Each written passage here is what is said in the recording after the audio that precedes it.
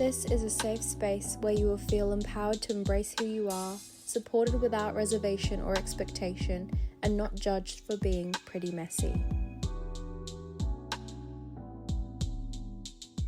Hi guys, welcome to the Pretty Messy podcast. You're with your host Michelle and Zoe. And today we have a special guest. We have Jayde Gotchall. Hey. Hey. So Jayde is one of my dance teachers actually from a studio that I go to. And we have her on today because she has a really inspiring kind of background, how she's circled back to dance and just lives a life of like well-being and fitness. So yeah, Jayde, tell us how you got into that in your career shift. Well, I started dancing when I was like 4 or 5-ish. I don't really remember. Danced pretty much like all the way through high school. Was a comp kid, so just like very heavily competition on weekends, business as usual kind of stuff. Yeah. And when I left high school, I realized I didn't really love dance. Because it was competitive. It was competitive. Yeah. I loved winning. And the only way I knew how to win stuff was dancing. Yeah. It was very much just give me a routine, win, circle back, do it again. Because in Queensland, don't compete after the age of 17 because in Queensland you graduate when you're 17. In high school you don't graduate when you're 18. It's very different down here. And even now, competition space, you have open level competitions here. I don't know if they have that in Queensland now, but when I competed it was just once you're 17, girl, you're too old. You can't compete anymore. Yeah, that's You're so washed true. up. You're finished. That's it. That's the end. And if you weren't going to full time, which where I was from, very small country town, middle of nowhere, the option for full time was not there for me. Yeah. And same with money financially as well. It costs a lot of money to go to full time. Yeah. Had a legit mental breakdown as a 17-year-old. Wow. Being realization of what realization of what am I gonna do? And at the time I was doing media and stuff in high school as well as dance, and I was always very into graphic and fashion, and I was just naturally good at it. Yeah. Went into being a visual merchandiser, which if you don't know what that is, you're basically doing the mannequins and the wall setups and stuff in For stores campaigns and for stuff. campaigns and all that kind of stuff. And I loved it. I started working with H&M. Loved it. Was oh yeah, this is for me. Yeah. Which I know now is 9 to 5 was never, that was not for me. Knowing now that that's not my life. Yeah. I always struggled with the consistency of it. I would go a good solid 2 to 3 weeks of being love my work, love all of this, da-da-da-da, and then I'd fall off the wagon and I'd call in sick and I'd go home early and make excuses. Never fully fulfilled me. Would make excuses to go home early, and then also faking sick sometimes as well. It was I was genuinely I would genuinely get so sick all the time. Talked about that, how your body tells you before Reject. you realize yourself. Rejection. It shows up in whether sickness it's in a your relationship, body. a job, friendship, anything. When you're not doing something aligned with yourself. Yeah, so true. a literal my body was rejecting it. What made you want to get back into dance once you moved to Melbourne? What was the driving factor? Left H&M, went into a different company, worked with them for a little bit, got fired from them just because I was too outside of the box for their company. What the heck? Probably at the time you're what the heck? But now you've realized. Now I realized I was that was the for best you. thing. You were dancing though, were you dancing or you weren't? I hadn't gone back yet. Okay, I hadn't gone back yet. Okay. At all. And I saw one of the girls that I went to high school with, and she used to be a track and field athlete. She started going to heels dance classes because she went through, after she left high school, she got really bad into alcohol, partying all the time, and just literally same thing, had a mental breakdown after high school and was just kind of What are we going to do with what the it? hell It's am I like gonna do? everyone's realization, because we've Yeah. talked about that before, Yeah. how we've gone through something similar to like have that realization, like you want to come back to yourself. Yeah. Your body Yeah. always wants to tell you And to come back to yourself. I saw her doing these heels classes and she looked incredible. She's never had dance experience whatsoever, like has no dance experience. I messaged her, I was like, I would love to get into this. And she was like, you should do it. Like you would be so good at it. Mm-hmm. And I was like terrified to go back into like a group class because like being in group, like because of bad experience, the competitions, whatever. I started just doing like one-on-one situations. And the teacher that I had at the time, she was always like, you have so much potential. Like you could, like if you want to do this as a career again, like you totally could. And I was like, oh wow, like crap. Okay. Like sure. And for someone to see that in you as well and tell you that, it just gives you that kind of, it's like planting a seed, because you probably didn't believe in yourself at the time. Yeah, You're like, it was like doubted yourself. Yeah, like, and I was know. like, I was never going to like make it a career again. In my mind, it was like, I didn't know that you could be like a heels teacher. I didn't know that that was a thing in like my mind, being like a professional dancer was like, you're a ballerina on stage. I eventually started going to group classes and stuff, and then I found like the studio that we dance at, started going there as a member, basically just like Fell in love with it. Yeah. Like literally like could not imagine my life without it now. Yeah. And it was really like fulfilled you and made you a lot happier. I was working from like 6 a.m. until 3:30 p.m., going home, getting ready for dancing from 6:30 p.m. till at the studio until 10:30 p.m. at night, going home, doing it again and again and again and again. And it started just getting like you grew your love for it again. Yeah. Yeah. There was like a point with Country Road, I like dropped a mannequin base plate on my ankle and it like broke a bone in my ankle. No way. Oh my God, how painful. Yeah. And like at the time, I didn't know it was a broken bone. I worked on it for an entire day, which like really bad. My foot swelled up like the size of Jupiter. Like it you was must have strong pain tolerance. That's a crazy. really strong pain tolerance, yeah.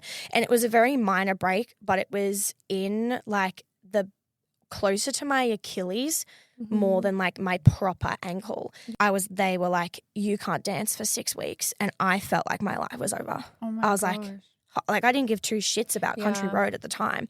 Like I literally was like, my life as a dancer is over, because this was when I was kind of like Dom, which is the owner of our studio. She was kind of like, you can start, like I had started teaching privates. Like she was kind of like taking me under her wing a little bit and kind of like introducing me as like a teacher, like sort of. Yeah. And when I found this out, I was like, that's it. I was like, this is the universe telling me that I can't be a dancer. Like, this is it. I think it's telling you something else. Yeah, Yeah. like Dom being so supportive. It's like the universe sent you her specifically because they needed someone to push you. But like at the time you injured yourself and you saw it as I saw it as like, done. oh, it's done. Like I'm not supposed to be a dancer. I'm just a visual merchandiser. And then I kind of like sat with it with a couple of days and then was kind of like, actually, like this is not, I had like the realization of like, I can't be a visual merchandiser and a dancer.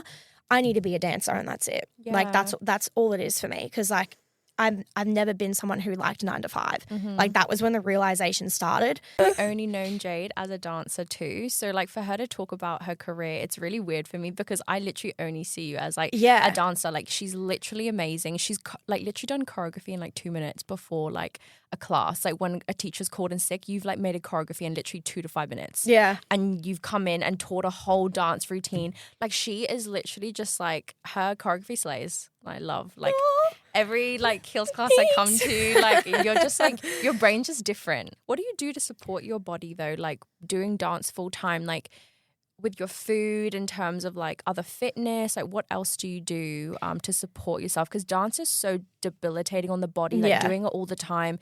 And like you have to make sure your muscles are strong to support yourself, like your core, everything, because otherwise you'll risk injury if you are like, your body's weaker. You know what I mean? So like quit your day job basically so you don't injure yourself. Quit your day job, guys. Quit your day job, yeah. My mum is a personal trainer. Wow. So I've always kind of had health and fitness like drilled into me. Yeah, and it was almost like that kind of just like was just like drilled into me. Like I don't remember like a time where she wasn't a personal trainer. So when I left dance, I got like heavily into the gym. Good, yeah. And it was like great, like loved it. Yeah. I don't go to the gym as much now and lift weights. I've started Pilates. Loving Pilates, it. Loving it. I'm still learning how to balance it though. Like it's still very like I think we all are. Yeah. If I try to like schedule like, Mondays I do gym, Tuesdays I go to Pilates, Wednesdays I have a break, Thursdays I do gym. If I try to schedule that out and I miss a day, end of the way. Yeah. End of the world. Like, mentally I can't. I don't know how to deal with like it. Mentally it's like, I mean, I'm trying. Really, literally, like it's so hard mentally for me to like recalibrate. Yeah.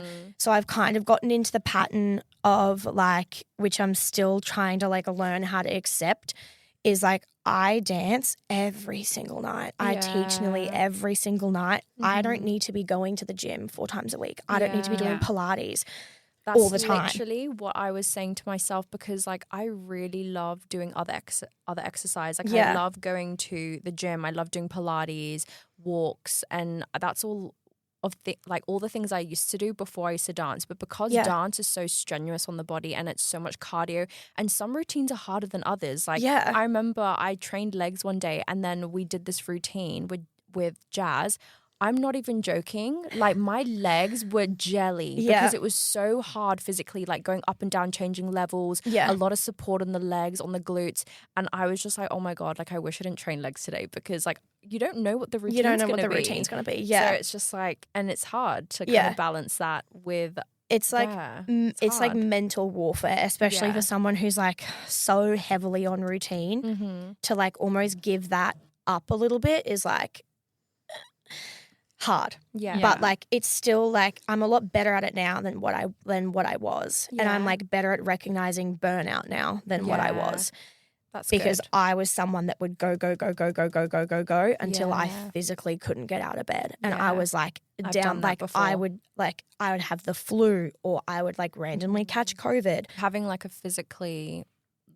physical job like that, you do need to have so much balance more than we realize, like to sustain your life and your lifestyle being in that job. It doesn't hit you until it hits you. I could dance 8 hours a day and be like, I'm fine. And then get to the end of the week and be like, oh, yeah, that's hit me like a truck. Yeah. That's got me. And because like you have noticed that in yourself, how do you like, as a dance teacher, what do you do to like foster your students into not having that same burnout? Like how do you support them so as a teacher to not do that same thing and run themselves into the ground? Because I'm sure you see the same dancers coming in night after night and you don't want them to end up with that burnout. Yeah. It's almost, rather than like in a class setting, it's more of like one-on-one situations. Like I'll catch them after class and just be like, how are you? Like, what have you sweet. What have you been up to? Like, please remember to rest. And even like drinking water and stuff. I am like I'm horrible with drinking my water. Like I haven't even had one sip of water yet this morning.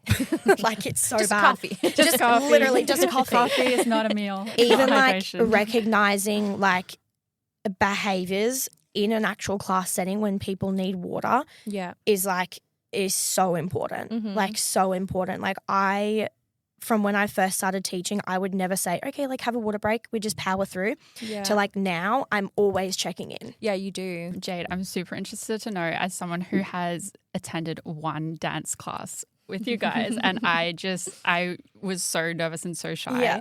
How has your self-confidence grown since doing dancing, and like did that change like the more you evolved into it? Or have you always been like a confident person? I've always been quite confident, and I don't like, not that I like blame it on anyone, but I blame it on like my mum and my stepdad. Like always kind of, I've never had like strict parenting, nothing like that. They've always like allowed me to make my own decisions, and be myself. And they're also like very big on like, they're my number one fans. Oh, like I love that. I could fall over in a dance routine and they'd be like, you ate that up. Like, you did so well. Aww. Like, very big on like confidence building. Supporting and like, yeah. So I've always been very lucky. I have like naturally, I've been very confident, and I've always been like, and it sounds like so self-braggy, but like there's like, in my mind, I'm just like, there's nothing I genuinely can't do. Mm-hmm. Like, I mean, that's a good mindset which is like to such have. a good mindset. But like genuinely, like I could go put on a pair of ice skates and be like, I'm going to eat this up. I can do this. I like love the that. most randomest thing, which like shocked Dom like a couple weeks ago. But like I picked up like, they're called like poi balls, and they're on like a string, and you like swing them around and everything. Oh, I found them in her closet. I've never done it before in my life. And I think I put it on my close friends. I was like swinging these balls around, and she messages me and she goes, what in the world? Like, how do you know how to do that? And I was like, I don't know. I just kind of picked them up. I was like, oh, this is like so easy and I can do this like so great. I'm so good at this. What's going on? That's so funny. And it's like literally like in my mind, I'm like, oh, God, I'm so good at everything. Like, I'm such a pretty blonde girl. I think when you feel like aligned with what you're doing, the universe keeps showing you ways that you are making the right choices, and like you just randomly pick those up. It's like because you're so aligned with yourself, like you're just shown what you're supposed to do, or like what you can do. Like it keeps giving you opportunities the more that you're doing the right, on the right path for you. Yeah, and like, even though I've been like super confident my whole life, coming back into the dance space was like still very hard on my confidence, because like I was told I would never be a professional dancer. I'd never like be anything. Here you are, girl. And here we are. But like, yeah, you're going to be doubtful of yourself. Yeah, I don't know, it's from like past conditioning, from your bad experiences and everything like that, you're going to doubt yourself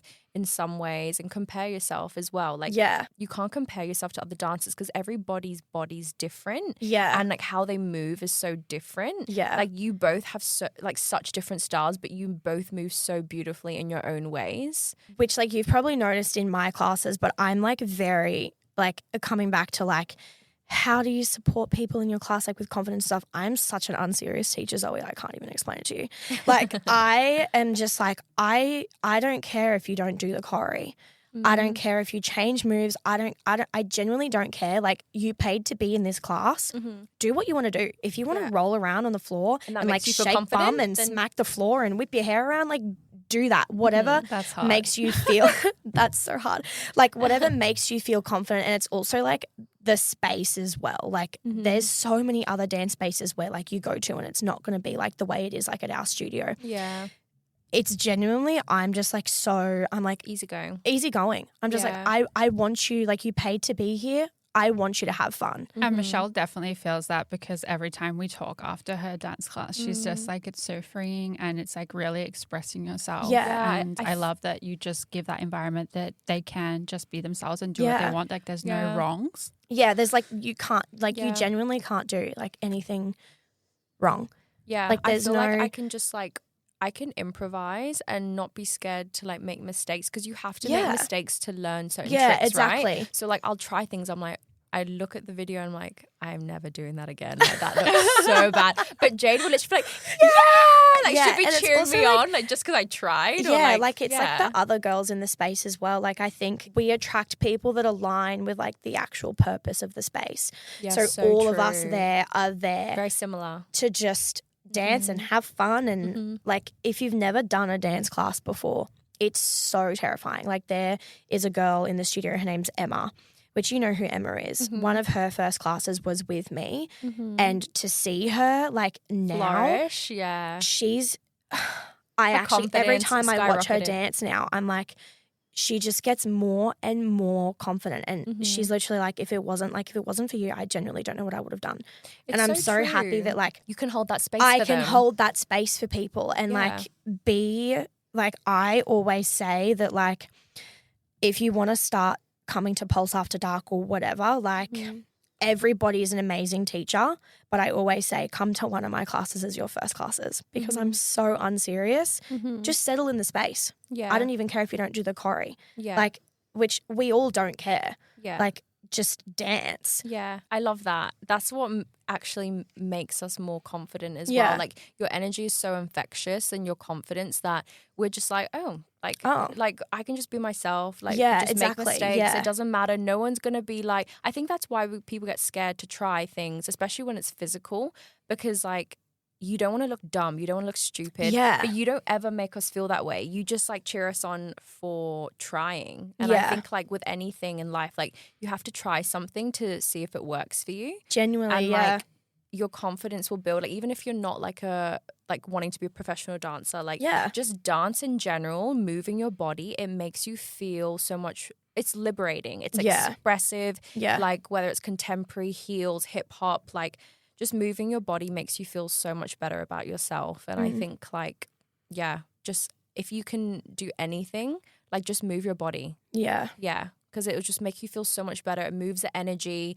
Because I feel so like, even if I'm like having like a tough day and I go to dance and like, I feel like 100% like liberated. Whether I'm doing like, heels or like contemporary, whatever, I just feel so free after. I'm like, oh, I can go to bed, my magnesium. I can go to bed, and like, I feel so good. I'm the same. Like if I'm having like a down in the dumps day and then I teach, I'm like, oh, there's nothing else better in this world. Yeah. And like even like a dance, yes, makes me so happy.